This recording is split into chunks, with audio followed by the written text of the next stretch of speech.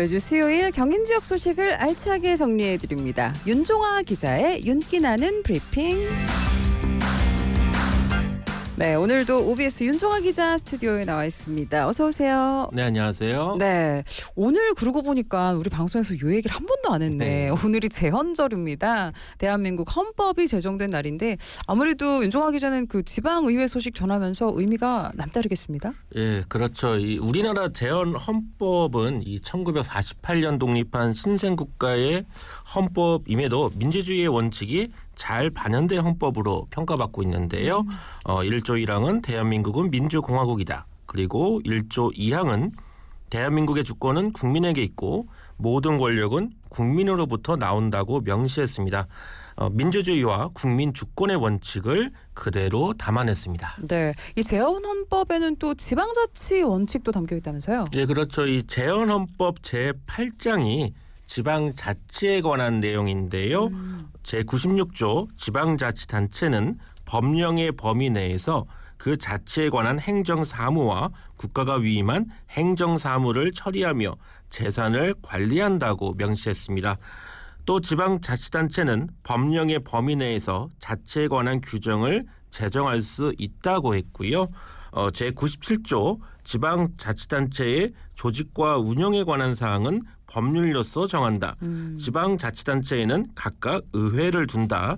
지방의회의 조직, 권한과 의원의 선거는 법률로서 정한다고 해서 제헌 헌법에도 지방자치단체와 지방의회에 대한 규정을 뒀습니다. 네, 지방의회라고 하면 우리가 말하는 뭐 경기도의회, 수원시의회 이런 것들을 말하는 네, 거죠. 그렇죠. 예, 예. 아니 근데 그 1948년에 제헌 헌법이 제정됐다고 했는데 이 지방자치제도는 뭐 바로 생긴 건 아니고 그 다음에 실시가 됐다고요? 예, 그렇죠. 이 헌법의 구체적 사항은 법률로서 정해서 시행해야 하는데요. 1949년에 지방자치법이 제정되면서 우리나라의 지방자치제도가 본격적으로 시행됩니다. 네. 그런데 이 당시에는 지자체장 선거가 실시되지는 않았고요. 지방의회 선거만 실시됐습니다.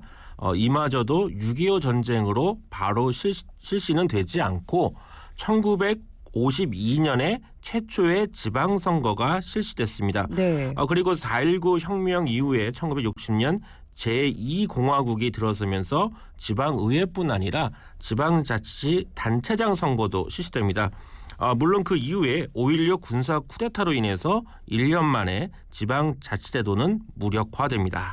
아니 저는 그 전에도 지방자치 제도가 있는지 사실 몰랐었는데요. 네. 제가 알고 있는 거는 이 1990년대 초반에 지방자치제도가 시작이 된 건데 이때가 그러니까 부활한 거네요. 예, 그렇죠. 이 1987년에 개헌을 하면서 제6공화국 체제가 들어서는데요. 네. 이러면서 개정 헌법에 따라 지방자치법이 부활하고 1991년에 광역 기초의회 선거가 실시됩니다.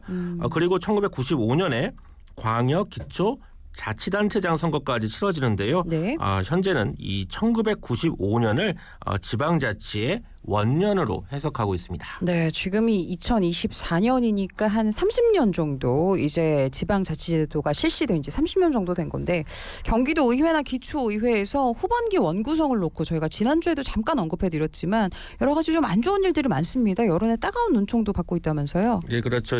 우리가 지금 이제 지방자치의 역사를 살펴봤는데 이 민주화의 역사와 지방자치의 역사는 궤를 같이 합니다.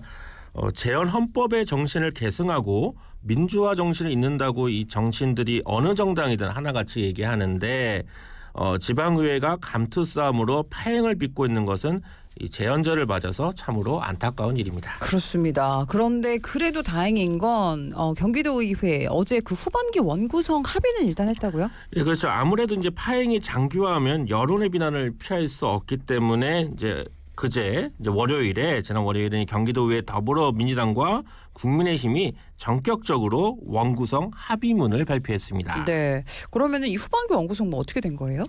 예, 의장은 이제 이전 합의대로 민주당이 맡고요. 예. 이에 따라서 민주당 의총에서 추대된 4선의 김진경 의원이 후반기 의장을 맡게 되고요. 이 상임위원장과 특별위원장은 양당이 8대8 동수로 배분하기로 했습니다. 이게 뭐 지난달에 이미 합의가 되어 있던 거라면서요? 그러니까 이제 다시 최종 다시 재협상을 했는데도 사실 이제 합의 내용은 이전 협상의 합의 내용과 크게 이제 다르지는 않은 건데요. 예. 지난달 합의에서도 의장은 민주당이 맡고 상임위원장은 이 전체 13개 중에서 국민의힘 7개, 민주당 6개 이렇게 맡기로 한 건데요. 이제 그제 합의에서는 구체적으로 어느 당이 어느 상임위원장을 맡을 것인지도 합의를 했습니다. 네. 또 특별위원회가 3개 있는데요. 후반기부터는 그 예산결산 특별위원회가 경기도와 경기도 교육청소관이 분리되어서 2개가 되는데요. 경기도 예결특위위원장은 국민의힘이 맡기로 했고요. 경기도 교육청 예결특위위원장 또 윤리특위위원장은 민주당이 맡기로 했습니다. 상임위 배분할 때 뭐 핵심 상임위원회라고 하죠. 사실 뭐 그 22대 국회 출범하면서 네. 그때도 좀 문제가 돼서 많이 뉴스에서 보셨을 텐데 경기도의회는 의회 운영위원장 그리고 기획재정위원장 이렇게 2가지입니다. 어느 당이 맡았어요? 이것도 합의가 됐나요? 네, 이것도 이 양당이 주거니 받거니 했는데요. 의회 운영위원장과 기획재정위원장을 양당이 1년씩 맡기로 했습니다. 의회 운영위원장은 국민의힘이, 기획재정위원장은 민주당이 먼저 맡기로 했고요. 1년 후에는 양당이 상호 교체하기로 했습니다. 네, 지난달 27일 양당 당초 합의를 놓고 지난 10일에 또 민주당 의총에서 재협상 요구도 거셌었는데 당초 합의와 최종 합의 결국 뭐 달라진 거는 없는 거죠? 예, 그렇죠. 민주당 의원들 사이에서 이제 지난달 27일에 후반기 원구성 합의를 놓고 내부 의견 수렴이 전혀 없었다고 반발하면서 의원총회가 소집이 됐었죠. 소속 의원 77명 중에 28명이 의총 소집을 요구하면서 10일에 의총이 열렸었는데 일부 의원들은 이 상임위원장 배분과 관련해서 6대 7로 한석 열세가 된 사항에 대해 불만을 표출했고요. 또 의회 운영위원장직은 반드시 가져올 것을 주문하기도 했습니다. 네, 의회 운영위원장직 이게 올해 행정사무감사 때부터 경기도 비서실도 이제 감사를 하는 대상이 된 거잖아요. 그래서 이제 가져와라 이런 거죠. 예, 그렇죠. 이제 지난달 27일 본회의에서 통과된 경기도 의회 위원회 구성 운영 조례 일부 개정 조례안에 이 같은 내용을 담았는데요. 조례안은 행정사무감사 대상에 도지사 비서실과 보좌기관 등을 포함하도록 했습니다. 이러자 민주당 일각에서는 자당 소속 김동연 경기도지사에 중대한 영향을 미치는 조례안인데 다시 협상을 해서 조례안의 수정 또는 폐기가 필요하다고 말했습니다. 네, 그런데 지난달 정례회 본회의에서 민주당 의원들도 많은 수가 이 조례안에 뭐 찬성한다 이렇게 의견을 표현하지 않았나요? 네, 그렇죠. 이 해당 조례안은 재석 의원 115명 중에 찬성 98표, 반대 13표, 기권 4표로 통과가 됐거든요. 현재 이제 도의회 정당별 의원 수를 보면 더불어민주당 77명, 국민의힘 76명, 개혁신당 2명인데요. 이 표결 결과를 보면 김동연 지사와 같은 민주당 소속 의원 상당수도 조례안에 찬성한 것을 알 수 있습니다. 네, 그럼 뭐 최종 협상에서 조례안에 대해서는 뭐 어떻게 결론이 난 거예요? 그러니까 이제 경기도 비서실, 보좌기관 등에 대한 행정사무감사 이 출석 대상은 양당이 추후 협의하기로 했고요. 올 11월에 경기도 비서실 등에 대한 첫 행정사무감사가 열리게 되는데 이 출석 대상을 놓고 양당이 다시 갈등을 벌일 가능성이 있습니다. 또 시끄러워질 수도 있겠네요. 네네. 알겠습니다. 경기도의회가 당초 합의한 대로 오늘 의장단 그리고 상임위원장을 선출을 하기로 했었는데 이틀 미뤄서 19일에 이제 진행을 한다고 합니다. 최종적으로 후반기 의장, 부의장, 상임위원장 그럼 이날 선출을 하는 거죠? 그렇죠. 원래는 사실 오늘 17일에 열리긴 했다가 이제 이틀 늦게 이제 19일에 이제 본회의가 열리게 되고요.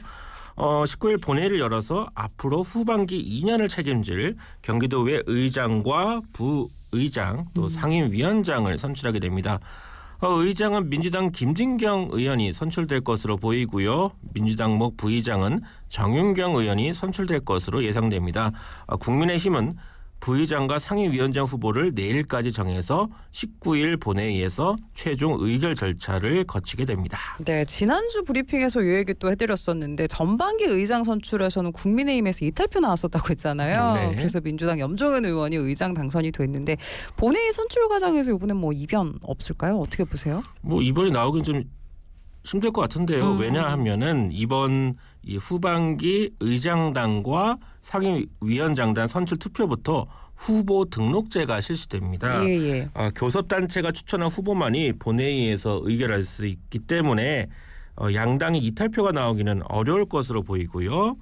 경기도의회가 2년 전 전반기 의장 선출에는 한 달가량 파행을 겪었는데 후반기 원구성에는 우여곡절은 있었지만 파행 없이 의장단과 상임위원장단을 선출할 것으로 보입니다. 네, 그나마 경기도의회는 파행 없이 원구성 예상이 되는데 기초의회의 경우에는 아직도 조금 문제 있는 곳들이 있다고요? 그렇죠. 이제 일단 또 수원시 의회부터 보면은 이제 지난달에 국민의힘 소속 의원 2명이 탈당해서 민주당 입당을 했고 그러면서 국민의힘 다수당 구조가 깨졌죠. 그런데 민주당에서도 부의장 후보 경선에서 탈락한 이재식 의원이 탈당하고 무소속으로 의장으로 선출했어요. 이때는 또 민주당과도 연합을 했어요. 그래서 부의장은 민주당이 맡고 상임위원장 자리 5개는 민주당이 4개, 진보당 의원 또 1명 있는데 진보당 의원이 상임위원장 자리를 1개 맡았습니다. 이러면서 국민의힘이 재협상을 요구하면서 릴레이 삭발 시위와 의장 불신임 안건을 제출했고요. 또 거리로 나가 서명운동까지 받고 있습니다. 그렇기 때문에 현재 수원시 의회가 언제 정상화될지는 알 수 없는 상황입니다. 네, 수원시 의회도 이런데 다른 기초의회도 지금 파행 사태 보이고 있습니다. 예, 그렇죠. 뭐 한두 군데가 아닌데요.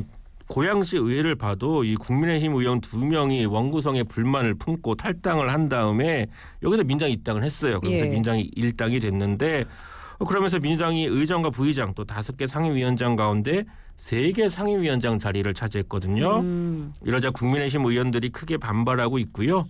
릴레이 1인 시위를 벌이면서 원구성을 다시 할 것을 요구하고 있습니다. 네. 광명시 의회에서는 이제 거꾸로 민주당을 탈당한 이지석 의원이 이제 국민의힘과 연합해서 의장이 됐고요. 또 3개 상임위원장도 모두 국민의힘이 차지하면서 민주당 의원들이 보이콧에 나선 상황이고요. 네네. 시흥시 의회도 개전 휴업 상태입니다. 이 시흥시 의회는 당초 민주당 9석, 국민의힘 7석이었는데 이 민주당 박춘호 의원이 이제 탈당에 무소속이 되면서 민주당의 과반 점유가 무너졌거든요. 이러자 국민의힘이 4개의 상임위원장 자리를 이제 2개씩 동수로 배분하자 이러고 있고 민주당은 당초 합의대로 민주셋, 국민의힘 하나 이렇게 고수하면서 이제 의회가 열리지 못하고 있는 상태입니다. 네, 기초의회가 아무래도 또 의석수가 적다 보니 이렇게 한두 석이 또 아주 큰 영향을 미치는 것 같습니다. 용인시 의회도 한번 살펴보면 의장 후보 경선 과정에서 무슨 금품오가 있었어요? 예, 그래서 결국 이제 뭐 관련 의원들 압수수색까지 좀 벌여졌는데 참 그 용인시의회 의장 후보 경선을 앞두고 이 A 시의원에게 가방 선물을 받은 혐의로 이 B 시의원이 10일 오전 자택과 집무실 압수수색을 좀 당했는데요. 경찰에 따르면 지난달 27일에 치러진 더불어민주당 의장 후보 경선을 앞두고 후보 중 한 명인 A 시의원이 같은 당 의원에게 가방 선물 등의 뇌물공여 혐의 수사가 이제 진행되고 있고요. 더불어민주당 경기도당도 자체 진상조사에 나섰고 사실로 확인되면 당원직 제명 등 강경 조치에 나서기로 했습니다. 하필이면 또 가방 선물이네요. 네. 의장 이게 진짜 뭔지 사실은 또 이런 직함에 또 조금 많은 거 권력이 오가서 그럴지 모르겠지만 재헌절 당일날 또 이런 소식 전하니까 윤 기자 마음도 좀 그럴 것 같습니다. 그렇죠. 특히나 이 재헌절에 이런 소식을 전하게 되어서 취재기자 입장에서도 씁쓸하기만 한데요.